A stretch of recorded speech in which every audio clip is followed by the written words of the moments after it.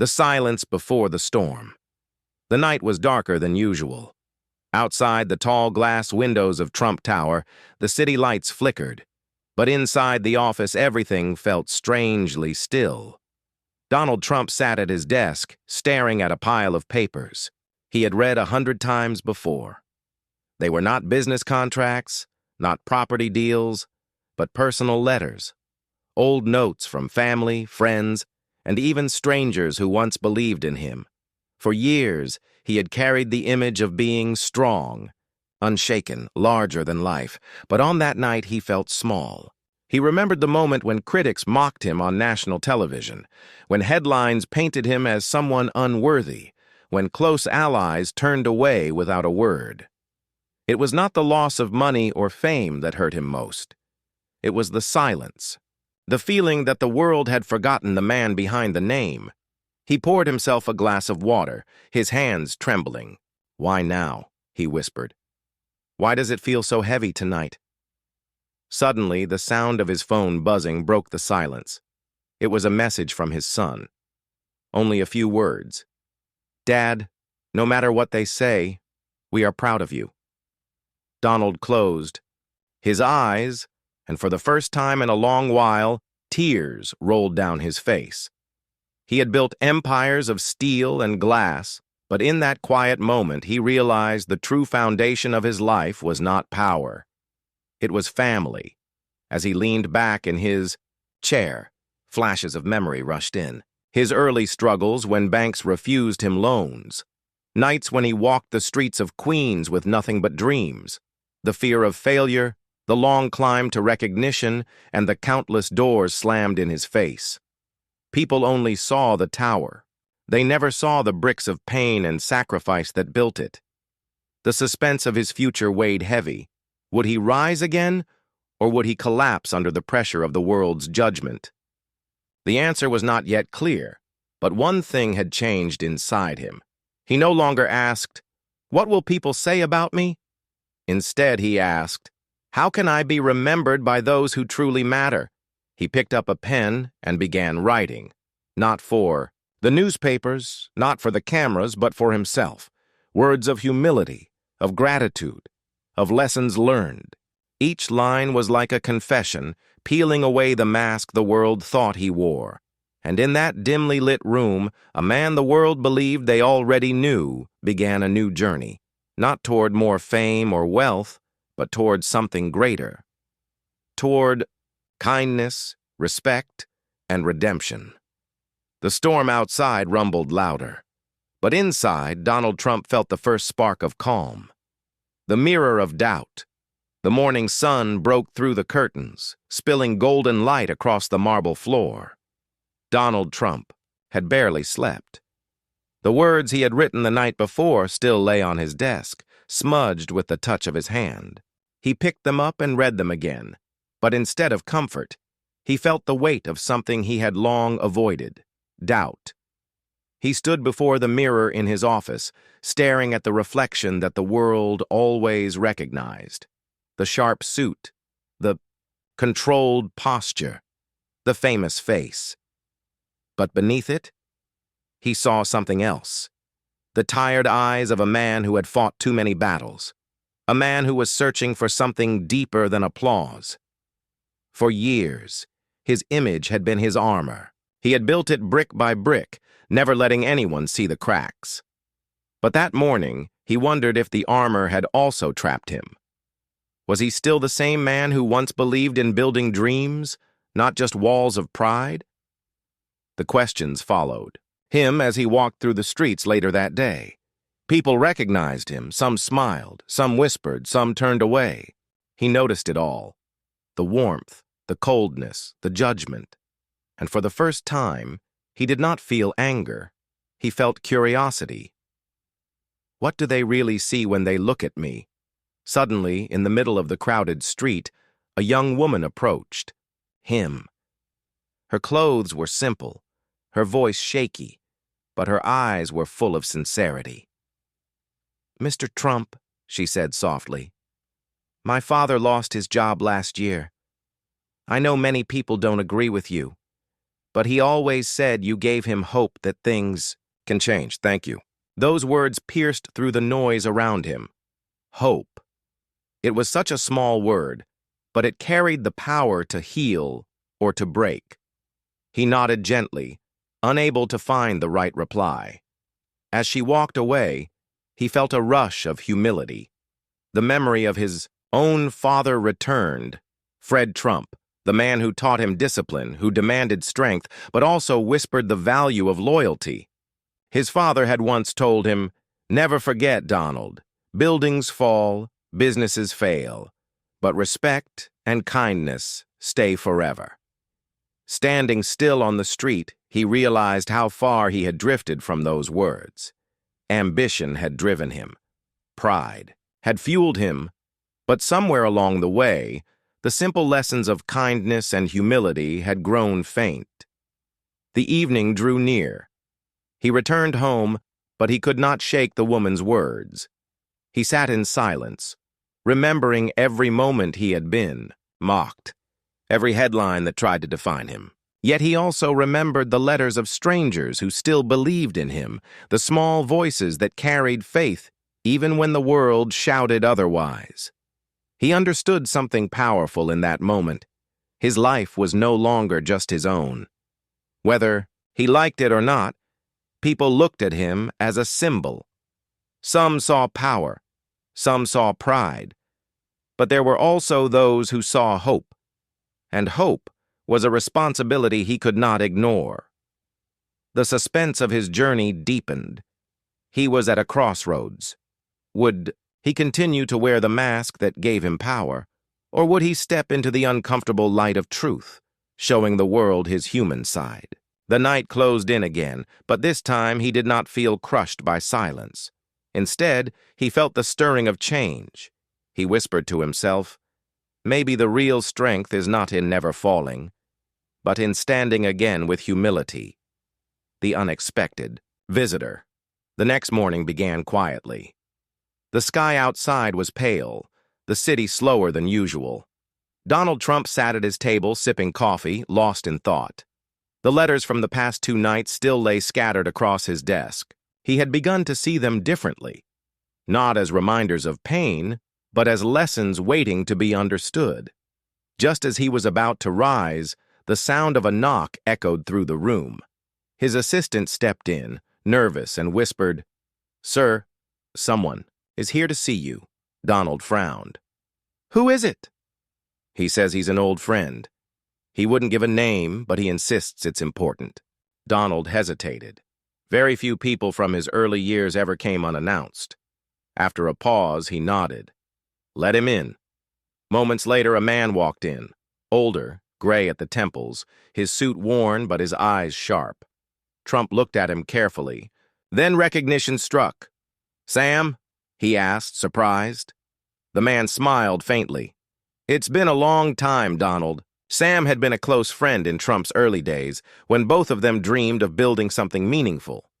They had started together, shared ideas, even failed together.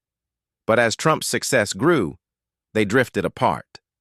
Sam had chosen a quieter path, working behind the scenes, away from the spotlight. "What brings you here after all these years?" Trump asked cautiously. Sam looked around the office, then back at him. "I heard the noise, the criticism, the doubts. I wanted to remind you of the man I once knew, the man who didn't care about applause, but cared about building something real." The words hit harder than expected. Trump leaned back in his chair, silent. Sam continued, "I remember the nights we stayed awake in that tiny office in Queens, drawing plans on napkins, talking about how success should never make us forget people. Do you remember?" Donald nodded, slowly. The memories came rushing back. Cheap coffee, long nights, the laughter they shared when every plan fell apart, the stubborn belief that one day it would work. Sam's eyes softened.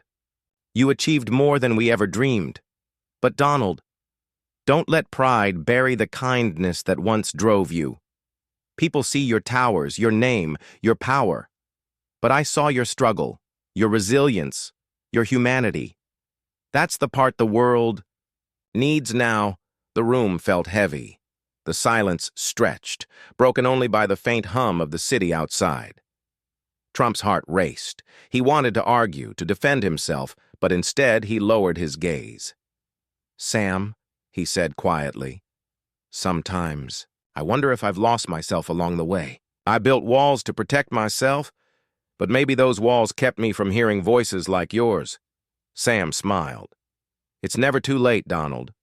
The world may judge you, but the choice to change belongs only to you." The visit lasted less than an hour, but when Sam left, the air in the room felt different. Trump stood by the window, staring at the skyline. For years, those towers had been his measure of success, but now, he questioned if they were only shadows of what truly mattered. He thought about the young woman from the street, about his son's message, about his father's words, and now about Sam's reminder. Piece by piece, something inside him was shifting. The suspense of what he would do next hung over him like a storm cloud. He felt both fear and freedom. Fear of letting go of the image he had built. Freedom in the possibility of becoming something more human, more real. That night, for the first time in years, he walked outside alone, without security, without cameras. He wandered the streets of Queens where his journey had started. He looked at the old houses, the cracked sidewalks, the children playing under dim streetlights. An old woman selling flowers stopped him. "Sir, would you like one?" she asked, holding up a small bundle of roses. Donald hesitated, then smiled softly. "Yes, give me the brightest one." As he held the rose, he realized it was not worth millions. It was not a headline. It was just simple beauty. And in that moment, he felt something rare: peace. The weight of silence. The rose from the old woman sat in a glass of water on his desk. It was small, almost hidden among the towering papers and shining awards, yet his eyes kept returning to it. Something about its fragility reminded him of how fragile he himself had once been, though he had worked so hard to hide it from the world. That evening, Donald Trump sat in his study. Lights dim. No cameras, no audience. The silence wrapped around him. He opened a drawer and pulled out an old photo album. The leather was worn, the edges cracked. He had not opened it in years. Inside were pictures of his children when they were young. Ivanka's bright smile, Eric's laughter, Don Jr. running across a field, Tiffany holding his hand. Page after page, frozen moments of innocence and joy. His eyes softened, and a question burned in his heart. Had he given them enough of himself, or had the world taken him away from them? The album shook in his hands. For decades, he had carried the weight of being a leader, a businessman, a public figure. But in that still room, he realized he had sometimes forgotten to be something simpler. Just a father.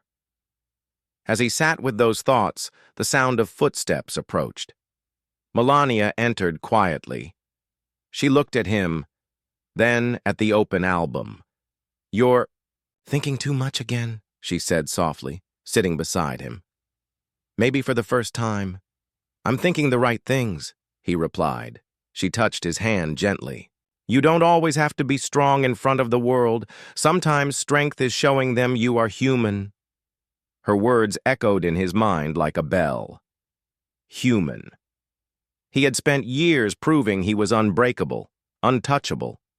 But now, the truth seemed clearer. People were not moved by walls of steel, but by hearts that dared to bend without breaking. He leaned back, staring at the ceiling. "Melania, what if I've spent my whole life chasing the wrong victory?" She looked at him, calmly. "Then maybe it's time to chase the right one." The silence after her words felt heavy, but freeing. The next day, Donald made a decision he had avoided for years. He asked his assistant to clear his calendar of all grand events and public appearances. Instead, he wanted to visit a small shelter in the city, one that had been struggling quietly, ignored by headlines. When he arrived, people looked at him with surprise. Some were cautious, some even skeptical. But then a young boy ran up to him holding a worn-out baseball. "Will you play catch with me?" For a moment, Donald hesitated. Cameras would have loved this, but there were none around. It was just him, the boy, and the cracked pavement of the shelter yard. He smiled, took the ball, and threw it gently. The boy laughed, and for a few minutes, nothing else mattered. Watching from a distance, the staff and volunteers felt something unexpected. They didn't see the figure often painted in extremes by the media. They saw a man stripped of power, simply sharing a moment of kindness. As he left the shelter, one of the volunteers whispered, "Maybe this is the Donald Trump. The world needs to see." Those words followed him home, replaying again and again in his mind. That night, he sat at his desk once more. The rose still bloomed beside him, fragile, yet alive. He whispered to himself, "Maybe strength isn't in building towers, but in lifting others." For the first time in many years, he felt a strange kind of lightness, a hope that perhaps he could begin again, not as an image, but as a man. The final lesson days turned into weeks, and something inside Donald began to shift. The world outside still roared with noise, critics, supporters, headlines, judgments, but he found himself paying less attention. Instead, he was listening to something he had ignored for too long. The quiet voice inside him. He visited more places without cameras, schools, small businesses, shelters, even a local hospital. Wherever he went, people looked at him with surprise. Some expected speeches, others expected pride. But what they saw instead was a man sitting quietly, asking questions, listening. One evening, as he walked through a children's hospital, a little girl reached for his hand. Her voice was weak but steady. "Mr. Trump, are you strong?" He paused, looking into her fragile but fearless eyes. For years he would have answered with certainty, telling the world about his power, his victories. But in that moment he simply said, "I try to be." The girl smiled faintly. Being strong is not about never crying. It's about smiling even when it hurts. Her words struck him like lightning. A child fighting pain greater than any. Headline ordeal had given him a truth he had spent a lifetime chasing. When he left the hospital, he sat alone in his car, staring out the window at the city lights. Tears filled his eyes. Not of weakness, but of clarity. He realized then that life's greatest victories were not measured in towers or applause, but in moments of kindness that left imprints on hearts. That night, he returned home and opened his journal again. He wrote about the girl, about the boy with the baseball, about his son's message, about Sam's visit, about Melania's quiet strength. He wrote not to defend himself, but to remember. The final words he wrote before closing the journal were simple. "Legacy is not what the world builds in your name, but what people carry in their hearts because of you." Weeks later, he stood once more before a crowd. The cameras were there this time, the lights brighter than ever. The world expected the usual: boldness, power, certainty. But his voice was softer, slower, almost fragile. "I have lived a life of noise," he began. "But in the quiet moments, I have learned the truth. Strength is not pride. Strength is kindness. It is resilience. It is love. It is respect. We all stumble. We all fall. But what matters is how we rise, and whether we rise with humility." The hall grew silent. People listened, not to a figure of power, but to a man who had finally allowed himself to be human. When he stepped off the stage, he did not seek applause. He simply held Melania's hand, and for the first time in decades, he felt lighter. Outside, the storm clouds of doubt that had followed him for so long seemed to clear. Above the towers and noise of the city, the sky stretched wide and calm. Donald Trump walked forward, not as an untouchable image, but as a man who had learned his greatest. Lesson: that kindness once planted grows deeper and taller than any tower ever could.